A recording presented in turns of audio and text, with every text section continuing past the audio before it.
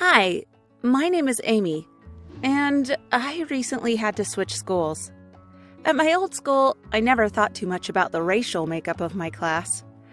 There were a few students of color, but most of my classmates were white like me.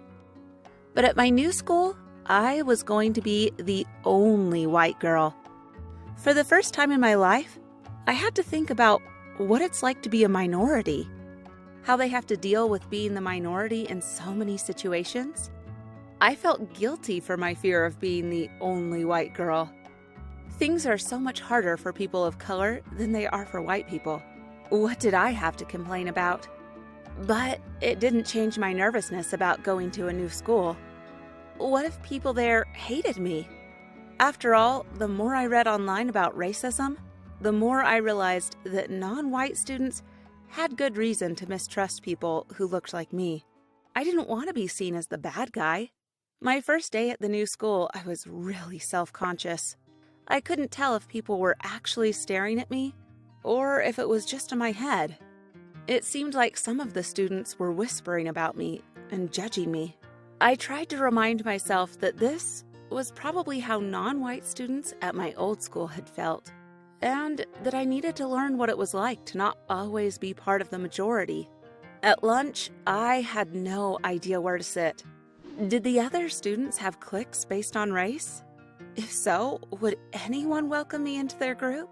I ended up finding a table where a black girl with glasses was reading a book. I asked if I could sit across from her. She just nodded without looking up from her book, and I started to worry again. Did she not want to talk to me because I was the white girl? After school, some of the students were hanging out in the courtyard or on the basketball courts, but I didn't feel like I was part of any groups, so I just walked home. When my parents asked me how school was, I said fine. Then I went up to my room and started texting my friends from my old school. I told my friend Marcia about my fears, that everyone hated me because I was white. We talked about the things I read online, about the discrimination that people of color face from white people, and how I was afraid of being seen as the enemy. I asked if she thought I should try explaining this fear to some of the students at my new school, but she said it was probably best for the two of us to talk about these issues. Also, she asked, did I really have any evidence that the people at my new school disliked me because I was white? I admitted I didn't, so the next day I sat with the girl with glasses again at lunch, and I introduced myself instead of just sitting silently. Her name was Kendra, and she was a sophomore like me. She wanted to be a writer someday, which was why she was always reading. We had a great conversation, and she told me to meet her in the courtyard after school, and she'd introduce me to some friends. She introduced me to her group, and I got along well with all of them. We ended up going to get fast food, and I told them about my family moving, and how I missed my old school, and had been nervous about coming somewhere new.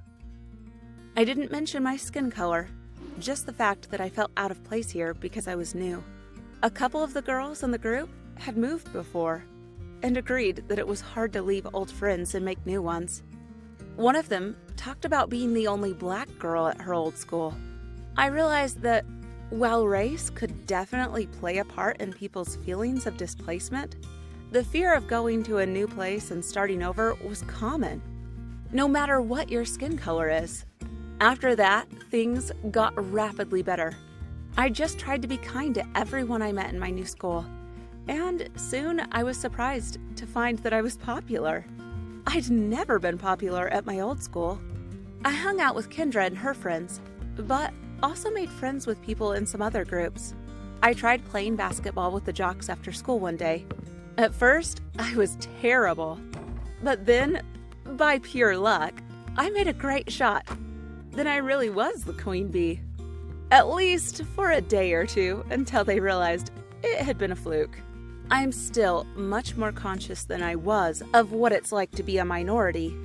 I'm not saying that my experience means that I understand what life is like for people of color. When I'm feeling like I don't belong, I talk to Marcia, who reminds me that I still have friends back in my old town, but that it's awesome how many friends I've made at my new school, and that being kind to others can help you belong anywhere. Did you like this story? Share your experiences in the comments below. And don't forget to like the video and subscribe to the channel.